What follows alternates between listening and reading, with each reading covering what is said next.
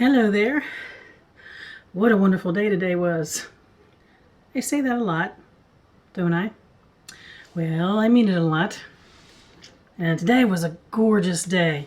We got into the low 70s. It was the first time that if you stood in the sun for any length of time, you started to get hot. Got a little red to me, actually, from being outside for a good part of the day. Oh, it was so lovely. So, what did I do? Well, one guess. If I said it was in the low 70s and I couldn't wait to get outside, what do you think I accomplished today? Bunch o' nothing. Yeah, it was a good day. I got an unexpected gift today. Oh, if you hear some noises in the background, we're starting to get folks returning either to get ready for the summer season, or they're here because it's the spring break. These are the people we generally only see in the summertime. So starting in April, Easter usually, it's a little early this year, isn't it? What usually happens is people start coming down to clean up their lots and make repairs from the storms of the winter time and spend some time doing that kind of thing, because in general, the majority of the people who live here come down in the summertime to have fun. They are not interested, come the summertime, in house maintenance and care. So our neighbors that live here, so 20 feet that way, they're here and they are doing some construction on the inside of their house.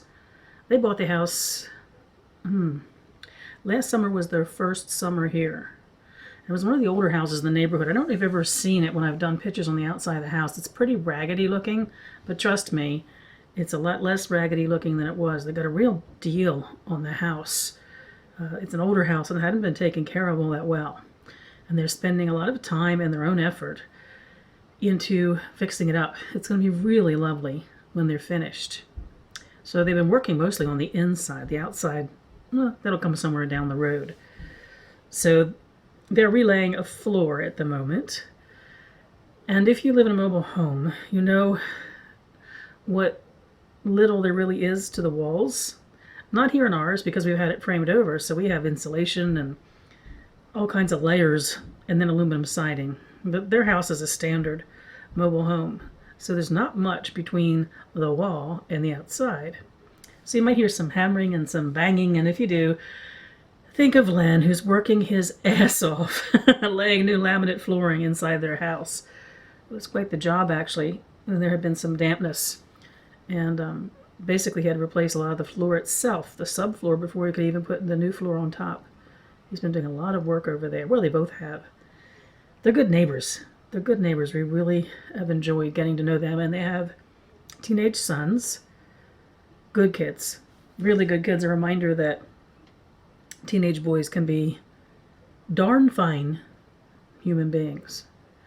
So today when we were out and about, there was all kinds of activity and folks that we haven't seen that are cleaning their lots off and taking the covers off the boats. Some people can store their boats on our property here. It's according to what kind of house you have. If you have a house like ours, which is an old trailer, so they're only 14 foot wide, and then you get the 12 or the 14 foot wide porches. There's still room on your lot to park your boat on your lot. If you have one of the new manufactured double wide homes, well then you can't put your boat. There's not enough room. There's lots of places here that will take your boat and store it. And they're starting to deliver boats for the season. So folks are busy taking the covers off and getting all the grime and the mold and the things that happen underneath those boat covers in the winter off. And they're checking to see if everything works. One of the things around here in the wintertime is you never know when squirrels are going to move into your boat over the winter. And they can cause some really serious damage. Our neighbors that way, last year, their entire motor was totally destroyed because the squirrels had chewed through all of the wiring. Yes, those dear squirrels. Can't blame them for trying to find a nice place to hang out for the winter, but they can really do some expensive damage. Well, today we saw the first boat go in the marina. The season isn't official till April, but our management generally doesn't say anything if you're a week or two early, because there is starting to be some good fishing out there, and some folks are wanting to put their boats in to go fishing. I think I mentioned before, the boats here are all pontoon boats. There's very few, maybe a half a dozen max, what I consider to be boats with hulls in our marina. Everything else is pontoon boats.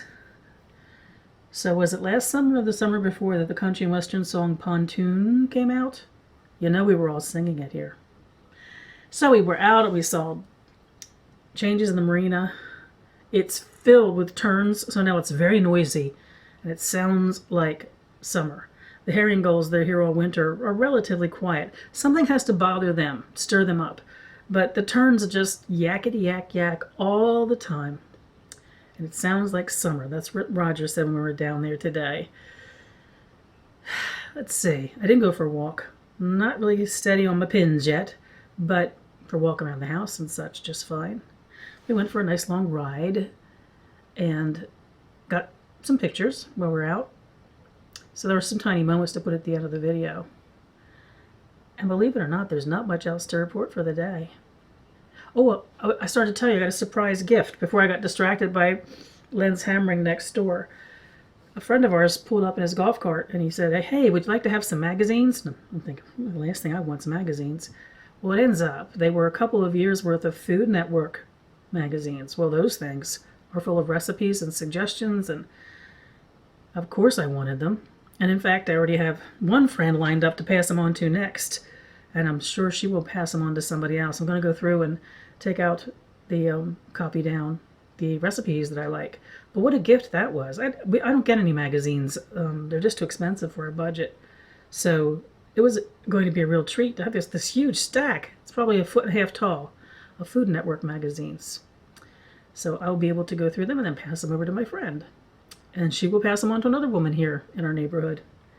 So that'll be fun. It was a kind of a nice surprise. His wife, I guess, has always gotten them and been keeping them, and I guess she maybe has gone through to decide what recipes she wants to keep and then she wants to just get rid of. Spring cleaning at her house brought gifts to my house. I can't think of anything else. So I do have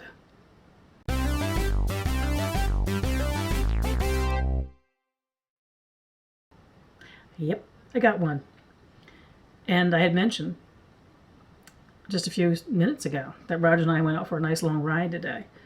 And this one's cute. It comes from somebody actually that I don't think has ever commented on my videos.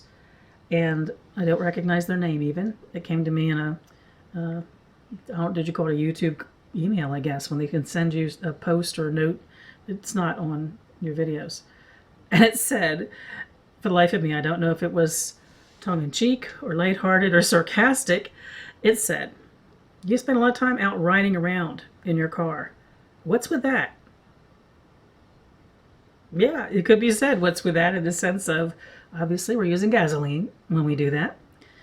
Well, the one thing is, you have to ride around here to get to anything. The nearest grocery store is a half hour away. The nearest hardware is about the same distance. A little bit, no, maybe about the same distance, but in another direction to get to a Lowe's and a Home Depot.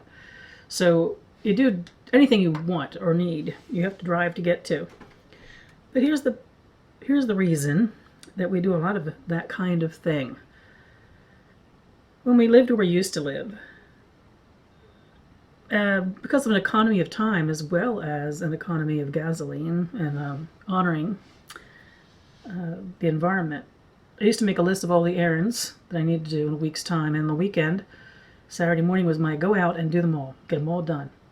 Because while everything was close where we used to live, we were in a metropolitan area, because of traffic, it didn't necessarily take any less time than it does here, because you're sitting in traffic to get there. It was quite a congested area. Well, when we came down here, first is, everything is in a different direction. You can't really do a circle and include all your errands. So one day we'll head that direction inland to do something. The next day we go towards the beaches because we have to do something at the Lowe's at the Home Depot or something. But here's the thing I think a lot of you probably understand, that know Roger and I well enough to know that he has very severe limitations and handicaps because of his COPD. Oh, it doesn't mean he can't stand or he can't walk, but he can't stand or walk any length, any distance. But he can drive, and he loves driving. It's a great joy in his life. In fact, we were talking today with a friend that was having a family member having a very serious problem with health. And was having a little trouble dealing with it. It was serious enough we all would have trouble dealing with it. And she was wondering if we understood his frame of mind right now. Well, this is before I met Roger, but not long before I met Roger. His illness was at a place then that he really lost his sense of... He got stranded. He was housebound. Couldn't hardly move around in the house. He wasn't bedbound, but he was chairbound. And he was no longer able to drive. He's a lover of cars, my friends, a serious lover of cars and an expert on everything car. And to him, when he lost the ability to drive, he lost a lot. He lost his independence. Even in a sense, he lost his sense of who he was as a man. And he was housebound and bored and feeling very ill. Like, well, this is the end then, isn't it? So when his health became better, so he could start driving again, it was quite the celebration for him. And when we bought a car for the two of us here after we moved, the car that we had was a big old sedan. It was actually the car just pulled up out front. I thought we might be getting unexpected company. I wasn't in the mood for that, so I'm glad we're not. When we moved here, we had a sedan. We had a Chrysler 300. It was a wonderful car, but it's not a reasonable car to have where we live. If we had a bad storm come in or we had a hurricane coming, we would have to pack the dogs up in the car, all our emergency supplies, and get the heck out of Dodge. And SUVs or trucks really are the logical car to have. So when we bought a car, when we moved here, got rid of traded in the 300, we got a big SUV. Not a car I particularly like or would drive, but something that's extremely comfortable for Roger to drive and something which brings him a lot of joy. And yes, we're on the road a lot, out of necessity, but also, and especially necessity, mind you, in the light of any errand we do, you go a half an hour out to get it done and a half an hour back.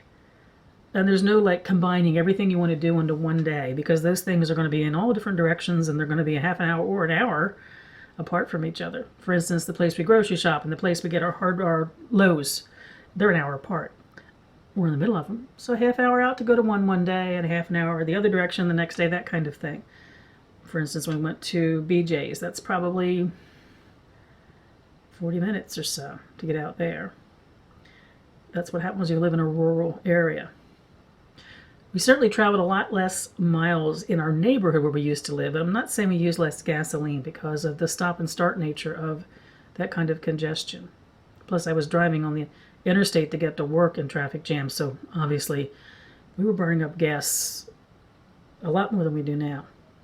So no matter what this person's question, the intent of it was to laugh about the fact that we're on the road so much. That's where a lot of my pictures come from, after all. Or whether it was to challenge, and I wouldn't be surprised, someone who professes an earth-based spirituality who seems to burn up an awful lot of gasoline. And I wanted to explain why we do that. Because we do spend a good part of the week on the road. And most especially the great joy that it brings Roger to be mobile, to be in a vehicle he loves, by the way. He adores his vehicle. And to get out and do. For him, we were talking about just today, and it was just by coincidence the same question came in from a reviewer about that. He remembers when he couldn't. His health kept him from driving and getting out. It's one of his great pleasures in life, maybe his greatest pleasure. A lot of things have been denied to him as his illness has progressed. And this is something that brings him a great deal of joy. And I like tagging along. But today we went to get our friend from dialysis, and then we went off driving to get an errand done. Now, dialysis is a half an hour one direction, the errand was a half an hour the other direction, so that's the way our life goes. Roger's such a good driver, I love being a passenger when he drives. I'm very comfortable. I'm one of those people, I don't know if you're that way or not. I know a lot of people are. I'm not really comfortable when somebody else is driving. I like to be the driver in control. But Roger is an excellent driver. And I love being along for the ride. We have the radio on and we sing and we talk and we laugh, and we managed to pass a lot of time doing just that. So yes, to the viewer who sent me the note about what's up with all the time spent in the vehicle. Yep, indeed. We are in our vehicle a lot, and there's the reasons why. And I thought it was pertinent to answer that question. I thought it was a logical question to ask. I do like it when you ask me questions, folks. And it also has become part of the process of collecting the tiny moments pictures. Because something will catch my eye or something will catch Roger's eye, and we'll pull over and I'll take a picture, or it's add to the joy of our rides on errands or our rides to nowhere. So what's up with the ride? It's kind of part of our lifestyle where we live now. So off to the tiny minute moments, my friends, because that would be it for this very fine day.